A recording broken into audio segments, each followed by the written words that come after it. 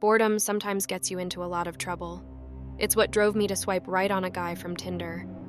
The guy had it all: charm, brains, manners. I thought, hey, maybe this is just a summer fling, or maybe it's something more. After months of teaching at the local high school, I was starved for an adult connection. So I dived in. It was a blast, but by the time October rolled around, I knew it had to end. I won't bore you with the messy details. This isn't a rom-com. Let's just say he didn't take the breakup well. My phone was buzzing nonstop with his desperate texts. I tried the let's be friends route, but eventually I just ghosted him. Fast forward to October 30th, Halloween Eve. I clocked out at the school for the day and pulled into my apartment's garage. That's when I saw him, a figure wearing a White Walker mask across the street. But it's nearly Halloween, and I'm sure many parties are happening, so nothing unusual, or at least that's what I told myself. After tossing my bag near the door, I peeked out my window. The masked guy was still there, standing statue still, seemingly staring right at me. A little creepy, but hey, it's Halloween, right? And although the mask did make it difficult to see what exactly he was looking at, it looked an awful lot like he was just staring up at my window. Considering the guy wasn't doing anything wrong, I decided to just leave it. Just because someone was acting weird, it didn't mean it was all about me. So after telling myself to stop being so paranoid, I just tried to relax and enjoy my Friday evening. I changed clothes and scrolled through DoorDash for dinner. A quick glance out the window confirmed my worst fears. He was still there. Now the dread started to creep in. What if the dude outside was the one I'd just broken it off with? What if he'd taken the whole thing so badly that he decided he wanted to, I don't know, teach me a lesson? About half an hour later, my door buzzer rang. Dinner had arrived. I grabbed my food from the lobby and glanced across the street. Yep, Mr. White Walker was still there, unmoved.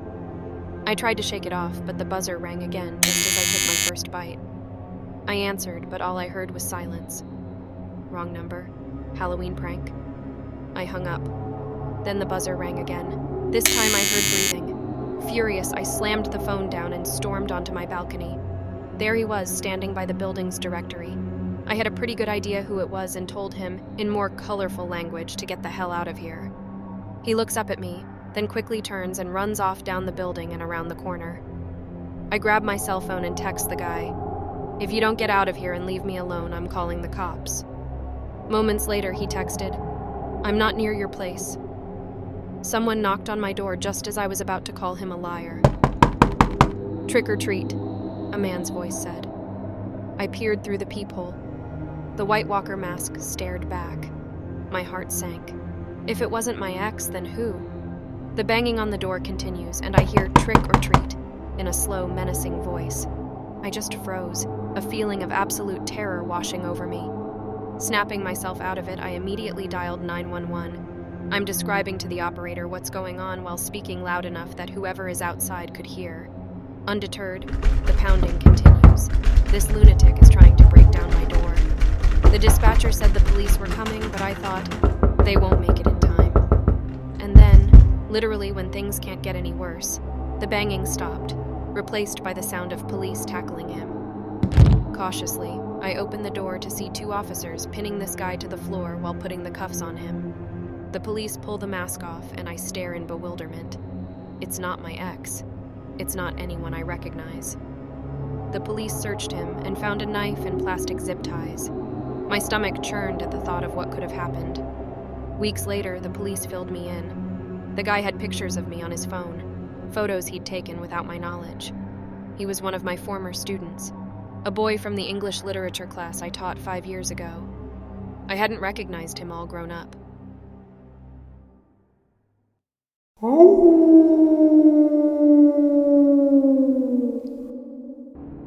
Halloween fell on a school night that year. I was 17, too cool for trick-or-treating, but not cool enough to get an invite to any Halloween parties. My parents had taken my little brother out, leaving me, or rather forcing me, to answer the door and hand out candy while they were gone. Our street was the kind of place where you'd expect to hear crickets instead of doorbells on Halloween night. So I was sprawled on our ancient, lumpy sofa, half watching some cheesy horror flick, half scrolling through my phone. A plastic pumpkin filled with candy sat on a table next to the door, looking as bored as I felt. The doorbell had rung maybe 5 times in 2 hours. Each time I'd jump, not from fear, but from the sheer excitement that something was happening. It was around 9:15 p.m., and I was just about to declare the night a total bust when the doorbell rang again. I swung the door open, and there he was, an unusually tall kid, wearing a Squid Game mask and a red jumpsuit. He was alone, and his pillowcase looked pitifully empty, which seemed a little sad. He didn't say trick or treat or anything, just shoved his bag toward me. I figured he was staying in character, so I played along, dropping a handful of candy into his sack. He turned and walked away, not a word of thanks. I shrugged it off, closed the door, and sank back into the couch's welcoming lumps. Another half an hour goes by before the doorbell rings. It's the Squid Game guy again. "Weren't you just here?" I ask. He stands there silently. Shaking my head, I thought, screw it, grabbed a fistful of candy and threw it in his bag. He pauses at the door as if he's going to say something, but after an uncomfortably long moment, turns and vanishes into the night. The movie ends and the credits rolled. No more doorbell. I sighed, turned off the TV, and flicked off the lights. Climbing the stairs to my room, I was in that twilight zone between wakefulness and sleep when I heard it. A thud, followed by a soft scraping sound, like something being dragged across our wooden floor. My heart did a little tap dance in my chest. "Mom? Dad?" I called out, peering down the staircase. Silence. I could see the back door open, letting in a sliver of moonlight that seemed to mock my growing dread. My mind raced through the possibilities. Had I forgotten to lock the door? Was it just the wind? Was I just being paranoid? I crept down the stairs, each step creaking under my weight like the soundtrack of a bad horror movie. Halfway down, I crouched, peering into the den, and there he was, the Squid Game guy moving stealthily from the den into the living room. My heart was pounding so hard I could hear it in my ears. I turned to bolt upstairs, and that's when I saw him, or another him, another Squid Game guy, standing at the top of the stairs. You ever feel like you're in a nightmare, but you're not asleep? That was me, right then. My legs felt like jelly, but adrenaline kicked in. I spun around, ready to dash for the back door, but stopped dead in my tracks. A third Squid Game figure stood there, just outside the door, silhouetted against the moonlight.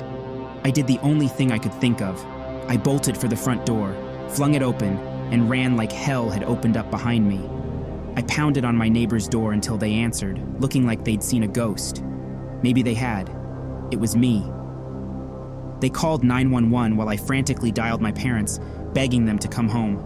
The cops showed up, but the Squid Game trio was gone, vanished. All that was left was a single Squid Game mask on our kitchen table. The cops figured they'd ditched their costumes and blended in with the Halloween crowd. The game is still on.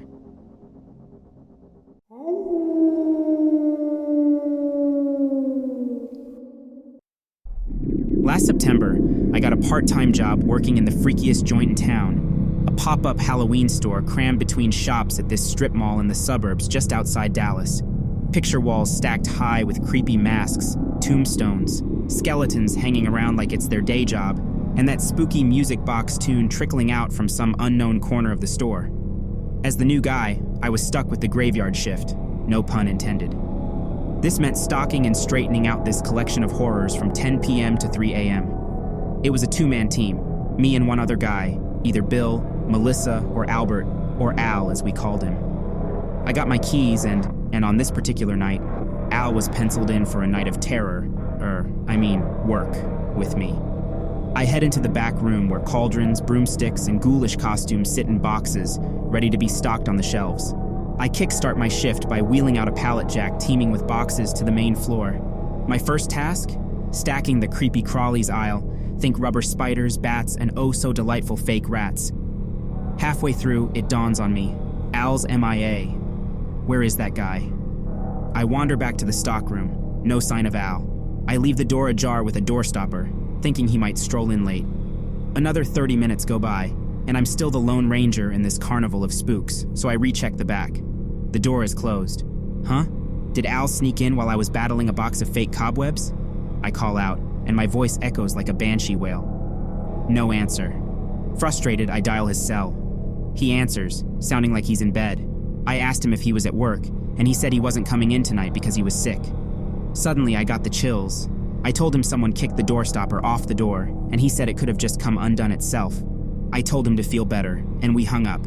I wasn't sure if I was convinced that the door stopper came undone because I kicked it tightly under the door. I mean, come on, the door stopper didn't just sprout legs and walk away, right? So I scanned the place.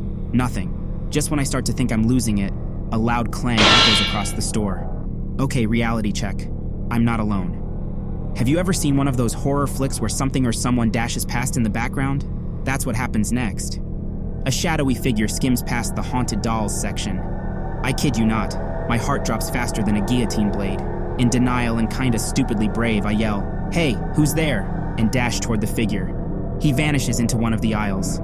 I looked straight down the aisle and stood there for a hot second, and all the way on the opposite side of the store in the costume aisle, a man dressed in black walked past the middle aisle, looking down in my direction.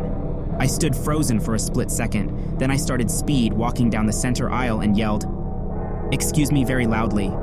I looked to the left down every aisle I passed since he went towards the front of the store. He was waiting at the end of one of those aisles, standing there fully facing my direction. When he saw me, he walked out of sight in the direction I was just coming from. I yelled "excuse me" again and started to run down the aisle to catch up to him. I didn't get a good look at his face yet. When I got to the front of the aisle by the cash registers, I looked down the direction he went and saw him all the way at the end by the ghouls and ghosts display rack. Half his body was hidden behind the shelf, his mouth was hanging open, and he started to wave me over, but he didn't say anything. His face was freaking me out. His eyes are hollow, mouth wide open. He's just standing there, gazing at me like I'm one of the costume displays. He scurries out of sight before I can react. Nuh-uh, this isn't in my job description. I sprint to my car and call my boss. I told him there was some random freak roaming around the store. He told me to get him out of there if I could, or call the police to get him out. I'm not going to attempt to physically remove a crazy person from the store, so I dial 911. I waited in my car until the cops arrived. I greeted the officer and asked him to follow me inside. We walked around the place looking for the man and saw him again down one of the aisles, creepily standing there as if he's part of a sick game. The police command him to come here, and he actually listened. They cuff him without a fuss. But the way he looks at me, grinning menacingly, non-stop licking his lips with huge bags under his eyes, pure nightmare shit. The guy tells the cop he's just looking for some Halloween candy. Yeah, right, I thought. That's a Halloween treat I could do without.